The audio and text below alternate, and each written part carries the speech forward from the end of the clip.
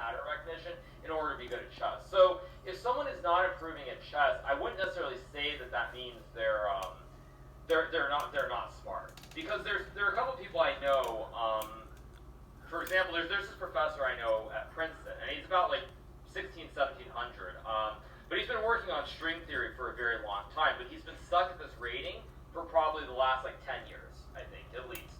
And he hasn't been improving. But he's obviously a very smart guy outside of chess. So I don't tend to look at it from that standpoint of like, if you're not good at chess, you're stupid. That's just not how I view it. I think like critical thinking and spatial awareness and pattern recognition are important, but I don't think that's what makes you smart or not smart. So I don't tend to think like that.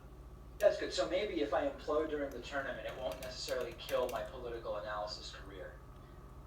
No, I think I try not to say anything too off the cuff. But what I would say is that in terms of politics, I think it would be nice if there were more people who did play games like chess, who did use critical thinking, and they were logical in their approach to politics, right, instead of sort of to just say anything you want to say and not have a deep understanding or reasoning behind what they're saying. That makes sense to me. And just like, this isn't really political per se, but one thing that I found very interesting is that if you go back in history, I believe the first like 5 or 6 U.S. presidents all played chess. George Washington played chess. Thomas Jefferson did. I think James Madison was an avid chess player, and even Benjamin Franklin played a lot of chess.